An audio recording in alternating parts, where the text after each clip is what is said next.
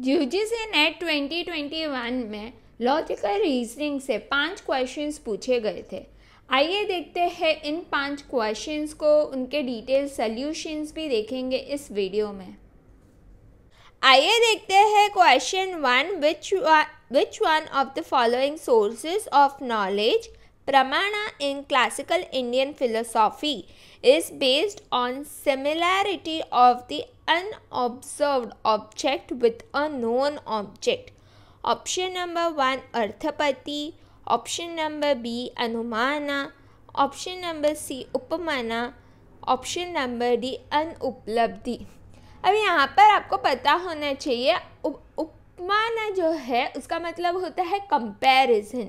ठीक है, एक इंसान जिसने कभी वाइल्ड डॉग्स नहीं देखी, अगर उसे मैं आज कहूँ कि वाइल्ड डॉग्स बहुत ज़्यादा सिमिलर होता है टू काउ, और जब वो एक्चुअल में वाइल्ड डॉग्स देखेगा तो उसे पता चलेगा कि बहुत ज़्यादा सिमिलैरिटी है between wild dogs and cow, तो इसे हम कहेंगे उपमाना।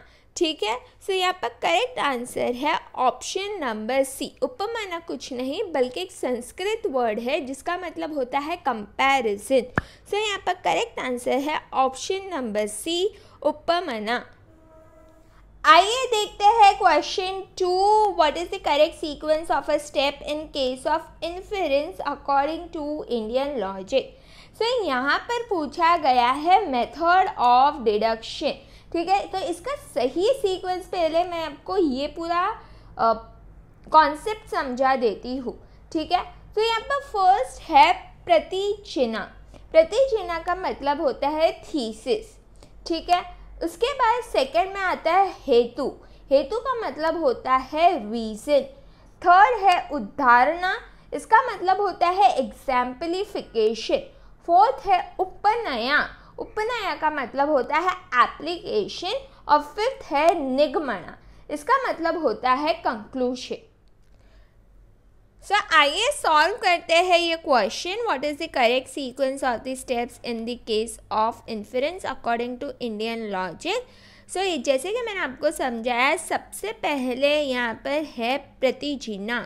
सो यहाँ पर फर्स्ट है स्टेटमेंट ऑफ थीसिस, उसके बाद है हेतु, स्टेटमेंट ऑफ रीजन, फिर है उदाहरणा मतलब exemplification, giving an example of the underlying rule, उदाहरणा ई, फिर उपनया, उपनया मतलब A, option A, statement of similarity, applicability of the example to case in consideration. उसके बाद है निगमना मतलब option number C, affirmation of the thesis as proved.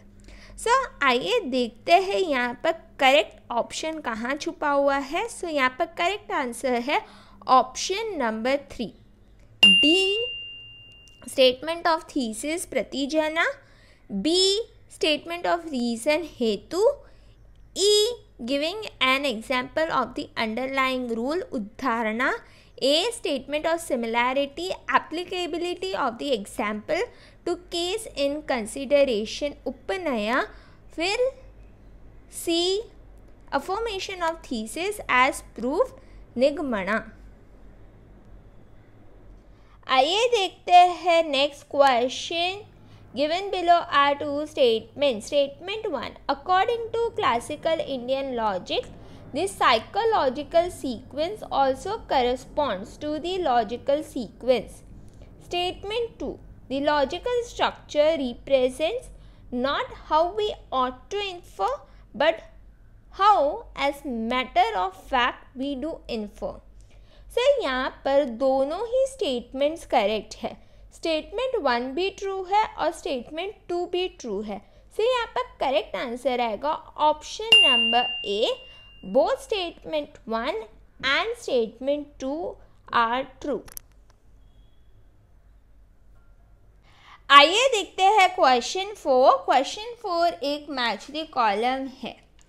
ठीक है, लिस्ट 1 में दिए गए हैं स्टेप्स ऑफ आर्ग्यूमेंट, लिस्ट 2 में दिए गए हैं proposition. A affirmation of the thesis as proven. So यहाँ पर करेक्ट आंसर है therefore there is fire on the hill, option number 3। Statement of reason मतलब हेतु, सो यहाँ पर करेक्ट आंसर आएगा because there is a smoke.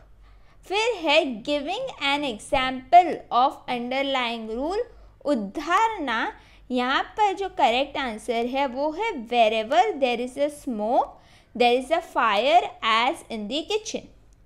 फिर D statement of the thesis to be established, इसका मतलब है there is a fire on the hill. So यहाँ पर जो ये दिया है वो है न्याय फिलोसॉफी का पार्ट है, ठीक है। न्याय सिलोजिज्म से ये क्वेश्चन पूछा गया है। सो यहाँ पर करेक्ट आंसर आएगा affirmation of the thesis as proven therefore there is a fire on hill, A3।